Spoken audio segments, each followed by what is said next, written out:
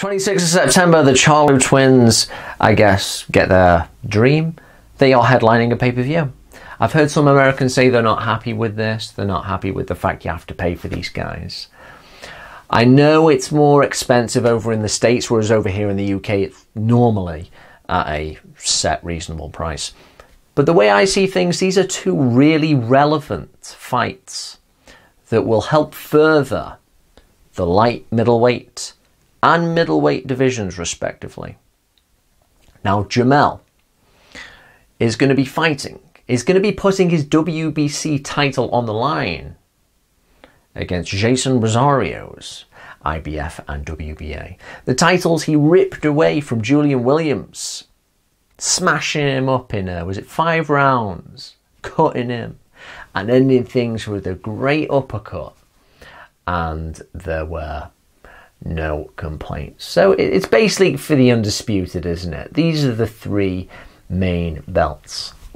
Rosario has the fantastic nickname of Banana, which doesn't really talk about how dangerous he is. This is a dangerous cat.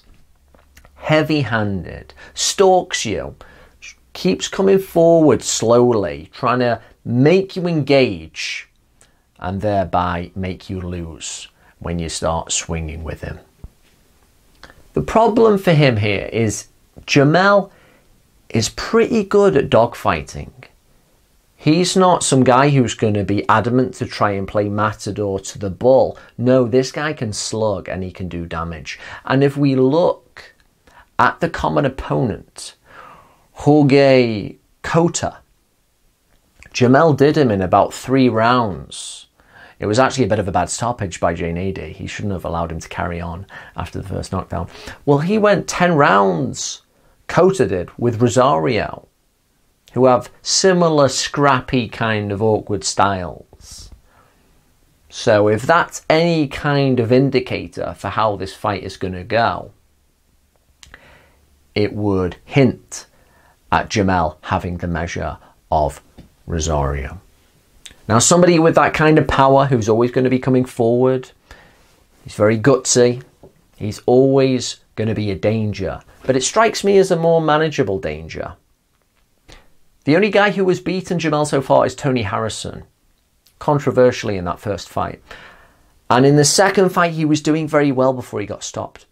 But he did so through clever little boxing, keeping the shoulders in, being nice and streamlined, a steady jab and a nice sharp straight right hand to trouble Jermell, who started that second fight too wound up and tight and swinging big shots that were depleting his gas tank.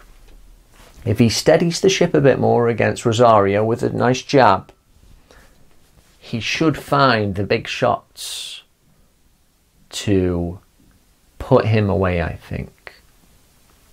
It's a real good fight. We got 3 belts on the line. You know, people who become unified champs, as I say, are rare. Yeah, a lot of people can get a world title because there's a few. If you become unified, it's great. If you can become undisputed, it's fantastic because it really says, I am the man.